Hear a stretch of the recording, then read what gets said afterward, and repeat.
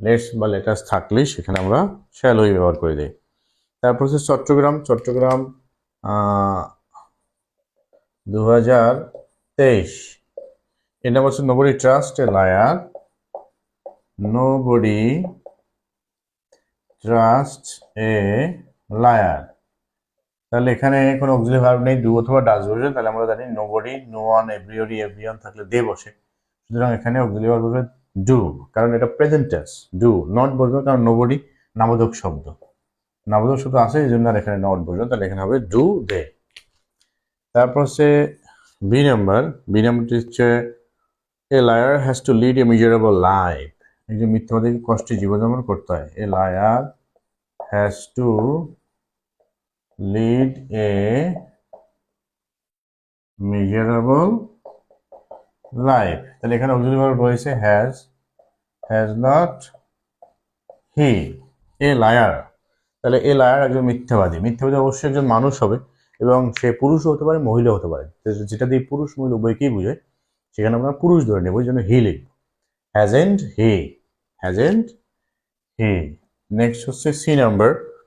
C নাম্বারের ক্ষেত্রে বলা হয়েছে যে speaking the truth is a good exercise.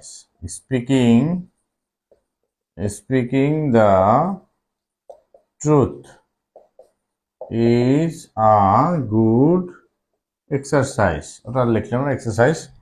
এর এখানে অব্দি বলা হয়েছে ইজ, এবার নামবোধক শব্দ নেই, নট, ইজেন্ট, ইট। ইট হবে কারণ স্পিকিং দ্য ট্রুথ, ট্রুথ এই পুরোটা একটা ফ্রেজ, স্পিকিং দ্য ট্রুথ। তো কোনো ফ্রেজ যদি এরকম শব্দ হয় তাহলে সেখানেও আমাদেরকে ইট ব্যবহার করতে হয়। সোজা কথা হচ্ছে পুরুষ মহিলা যদি না বোঝায় তাহলে অব্যক্তিবাচক সিঙ্গুলার ক্ষেত্রে ইট বসবে। তা সত্য বলা, এটা কোনো পুরুষ নয় এবং মহিলা নয় এবং প্লুরালও নয়। তারপর হচ্ছে বলছে ডি নাম্বারে everybody should have the habit of speaking the truth. Everybody should have speaking the truth, should have the habit, সবারই এই অভ্যাস থাকা উচিত, have the habit of speaking the truth. তাহলে এখানে অক্সিলারি ভার্ব রয়েছে শুড হ্যাভ, এখানে অক্সিলারি ভার্ব হচ্ছে শুড। অনেক শিক্ষার্থীরা আমাকে ক্লাসে পড়ানোর সময় প্রশ্ন করে থাকে যে যদি এরকম একাধিক ভার্ব থাকে সেক্ষেত্রে আমরা কি করবো, তখন প্রথমটাকে অক্সিলারি ভার্ব ধরতে হবে এবং সেটা দিয়ে ট্যাগ কোশ্চেন করতে হবে। এখানে স্টুডেন্ট দে, দে আসছে কারণ এভরিবডি রয়েছে, স্টুডেন্ট দে, প্রত্যেকেরই উচিত student they. Many are often found telling lie out of fun. অনেকে আছে মজা করে মিথ্যা কথা বলে।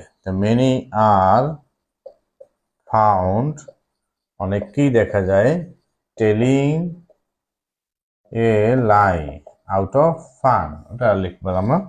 তাহলে এখানে অক্সিলারি ভার্ব রয়েছে আর, তারপরে নামবোধক শব্দ নেই, আরেন্ট। মেনির প্রোনাউন হচ্ছে they, aren't they, many, many, many মানে হচ্ছে আরেন্ট দে, কারণ অনেককে বুঝেছে, প্লুরাল নাউন। তো মেনি, মেনি বলতে অনেক। আমরা জানি মেনি হলো অ্যাডজেক্টিভ, কিন্তু এখানে মেনি দিয়ে কোনো নামকে নির্দেশ করা হচ্ছে, অনেক মানুষকে, অনেক জনকে দেখা যায়।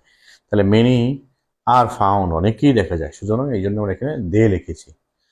মেনি আর ফাউন্ড, অনেককেই দেখা যায় মিথ্যে বলতে মজার ছলে। অনেক আছে যে মজার ছলে বলে যে এই তুমি নাকি এটা আমার নিয়েছো, না নিলেও বলে, আবার বলে আজকে আমাকে দাওয়াত দেওয়ার কথা বলে দিলে না, হ্যাঁ ইত্যাদি ইত্যাদি, যেটাকে বলি আমরা মজার ছলে মিথ্যে কথা বলা। তো মজার ছলে মিথ্যে কথা বললেও সেটাও মিথ্যে হিসেবেই গণনা করা হবে এবং তার জন্য আসলেই পাপ হিসেবেই সেটাকে গণ্য করা হবে।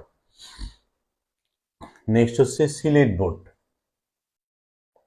সিলেট, সিলেট 23। সিলেট 23, প্রথমটি হচ্ছে ফিশেস ক্যান সুইম। এটা খুবই ইজি ছিল, ফিশেস ক্যান সুইম, মাছ সাঁতার কাটতে পারে। এটা অন্য কোনো বছর একটা জায়গায় আসছে, তাহলে ক্যানট দে হবে, শুধু ফিশ থাকলে ইট আর ফিশেস থাকলে দে। ক্যান হলো, ক্যান অক্সিলারি ভার্ব, নামবোধক শব্দ নেই এই জন্য এখানে নট বসে, ক্যানট দে। তারপর হচ্ছে হেল্প দ্য হেল্পলেস, অসহায়দের সাহায্য করো, হেল্প দ্য হেল্পলেস, অসহায়দের সাহায্য করো। এখানে ভার্ব দিয়ে শুরু রয়েছে, ভার্ব দিয়ে যদি ট্যাগ কোশ্চেন শুরু হয় তার পরিবর্তে ট্যাগ কোশ্চেনে অনটিও বসে। এটাও মোটামুটি ফিক্সড প্রাইজের মতোই, লেটস বা শ্যালো এর মতোই। She is a pronoun, she is a pronoun. এখানে অনেকে ভুল করে থাকে, শি দেখছে ট্যাগ কোশ্চেনের সাবজেক্ট, সে শি লিখে রাখবে।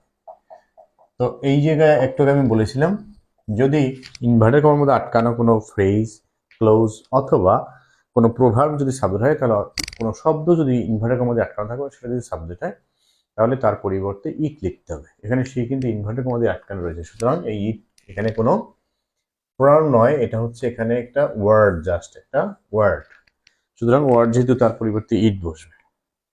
হি পুট দ্য ব্যাগ হিয়ার, এরকম প্রথম থেকে আরেকটা আসছিল let, he put the bag here. এখানে যেহেতু সাবজেক্ট থার্ড পারসন সিঙ্গুলার রয়েছে, ভালোর সাথে কোনো এস বেস নেই, এটা অবশ্যই পাস্ট টেন্স হবে। তাহলে ডিডেন্ট হি, ডিডেন্ট হি। যদি এখানে এস বেস থাকতো তাহলে আমরা এটাকে প্রেজেন্ট ধরতাম। যে ভার্বগুলোর সকল ফর্ম এক, সেগুলো যদি সাবজেক্ট থার্ড পারসন সিঙ্গুলার হয় তখন এস বেস না থাকলে পাস্ট। অন্য পার্সনের ক্ষেত্রে আমরা যে কোনো কিছু ধরতে পারি, পাস্টও ধরতে পারি, প্রেজেন্টও ধরতে পারি। They seldom come to me, they seldom come to me, তারা আমার কাছে আসে না বললেই চলে। So there is auxiliary verb, তাহলে ডু অথবা ডাজ বসবে, এবং এখানে ডু বসবে কারণ এটা প্রেজেন্ট টেন্স এবং সাবজেক্ট হচ্ছে প্লুরাল। ডু দে, এখানে নট বসবে না কারণ এখানে নামোদক শব্দ সেলডম রয়েছে। এরপর হচ্ছে বরিশাল বোর্ড 2023, বরিশাল বোর্ড 2023-তে যেটা প্রথমে আসছে, SSC examination is the first public examination. SSC examination is the first, এগুলো না লিখলাম, ব্যাস ডট ডট দিয়ে গেলাম। এখানে অক্সিলারি ভার্ব হয়েছে ইজ, ইজেন্ট ইট হবে কারণ এসএসসি এক্সাম কোনো পুরুষ নয় বা প্লুরাল নাউন নয়, সেজন্য এখানে ইজেন্ট ইট বসবে।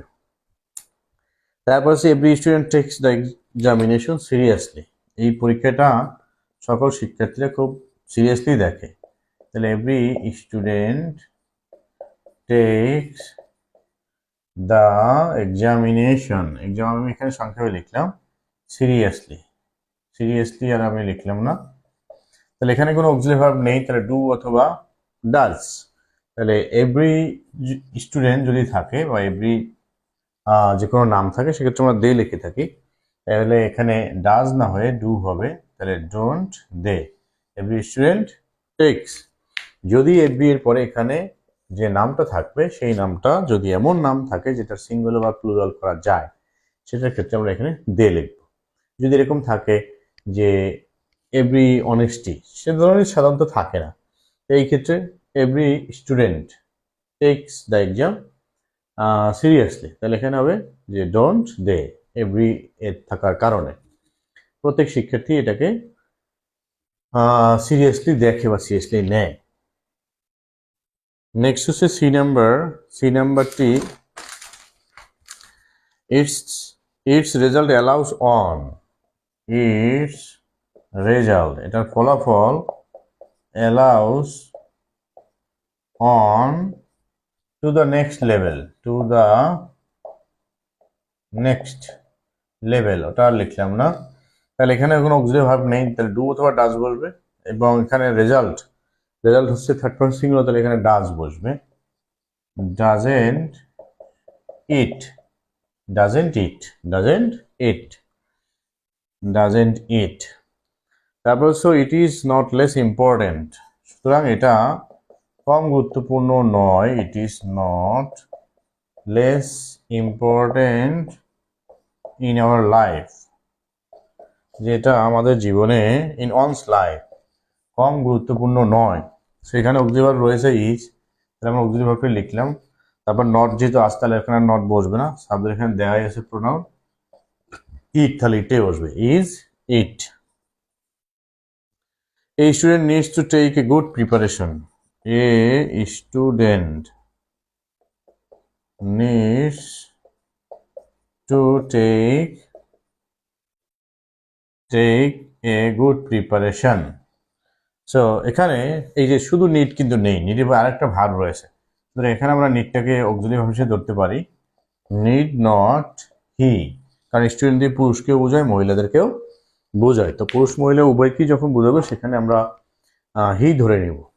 তাহলে এই স্টুডেন্ট নিডস টু টেক, শুধু নিড যদি থাকে তাহলে ডু ডাজ ডিড, আর যদি শুধু নিড না থাকে এরপরে আরেকটা ভার্ব থাকে তাহলে নিডটাকে আমরা অক্সিলারি ভার্ব হিসেবে লিখতে পারি।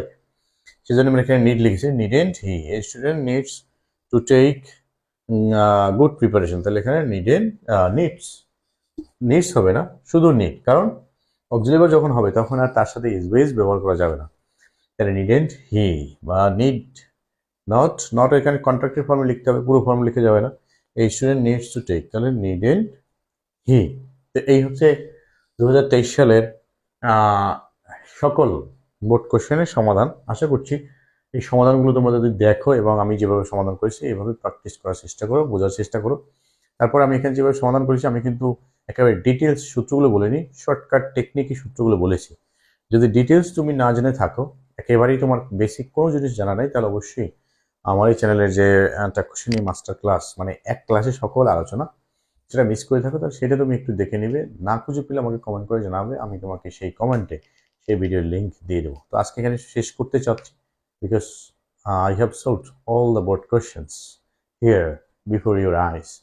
So I wish you all the best. I wish your every moment improvement in English grammar. Thanks for watching. Thanks to